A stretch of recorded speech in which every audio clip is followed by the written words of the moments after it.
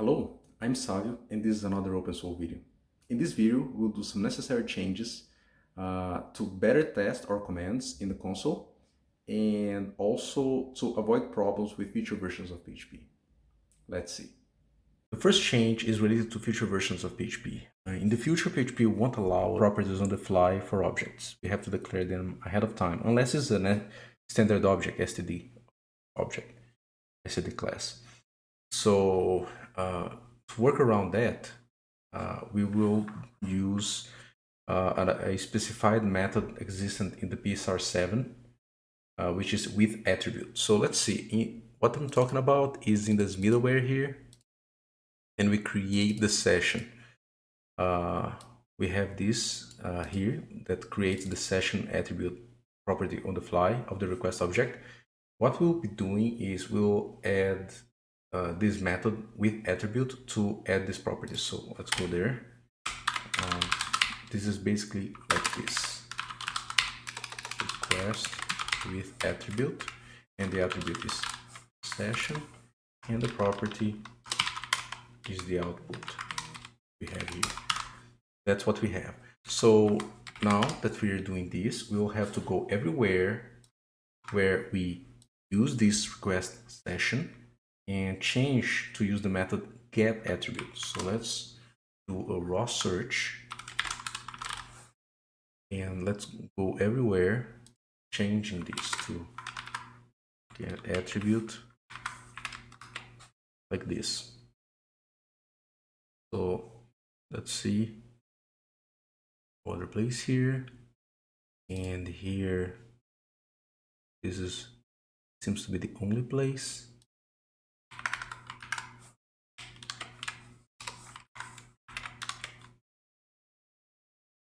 Okay, there is another one here. This has multiple places, so what I'm going to do, I'm going to do something like this. That's it. No other place before that is already updated. This other place here, 3 places. Let's go there.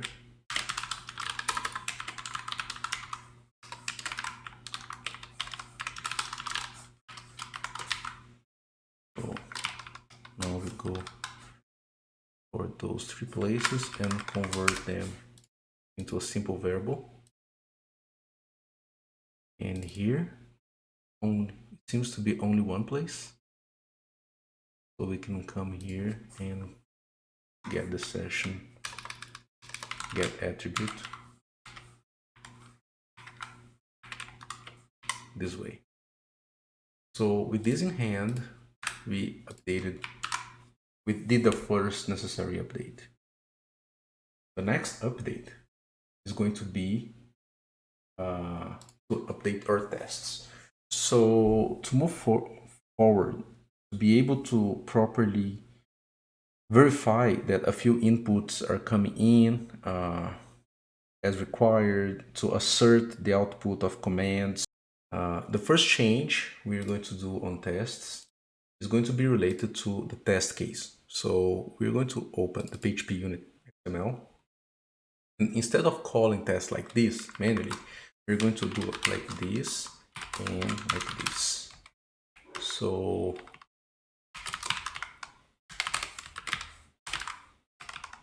here we have feature, here we have unit, and instead of file, we have directory.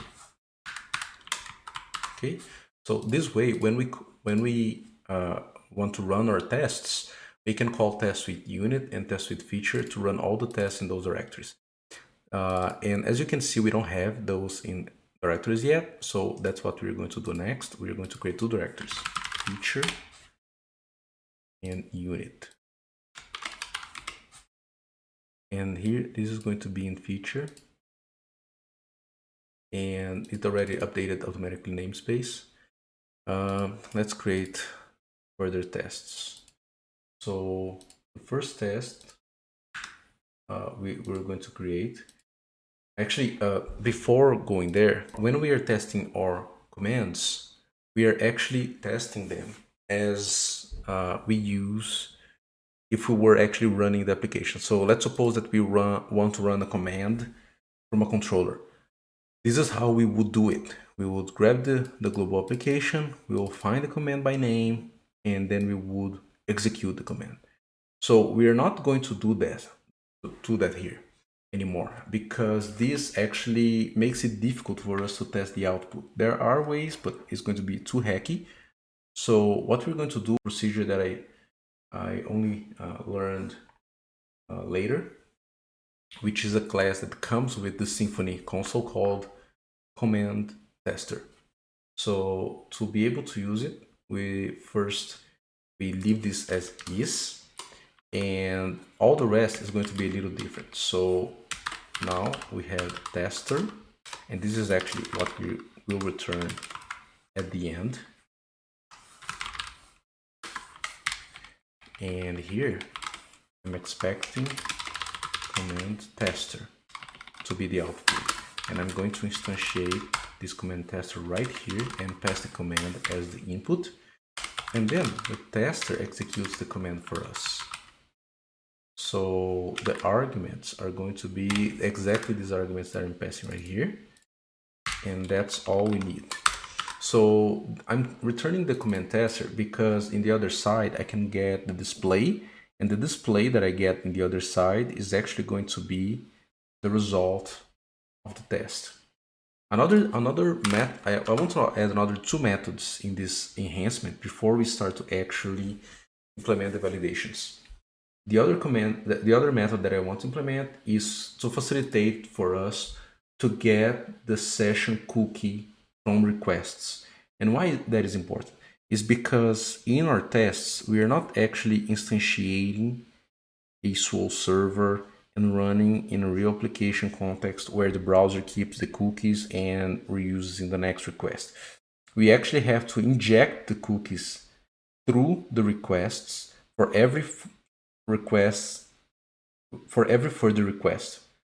So for us to do that, we have to customize the system a little bit. By customizing the system, I mean customize the library methods that we are using for our tests, so we can add cookies to be sent. So that's not the best thing to do of all, but this is a way that I found how to do it, and I've been doing this. But if you know a better way, please share in the comments. So the other method is going to be this one that I'm going to copy right here. And this is basically like this. We get session cookie from response, and here's the response. So whenever we make a request using our test library, we are going to call this method in the response. So we get the cookie coming in the header of the response, so we can reuse that cookie in the next request in case we do a sequence of requests in our test, which we will do. And here you can see that the session helper that we have, which is this library located in the services, we are using in that test case a method that seems to be wrong, and it's probably because it's private. Yes, it's private. So let's make it public just by necessity so we can test it properly. So this method is actually only used here, but we need to parse the cookie outside now for test purpose. So I just made it public to facilitate for us.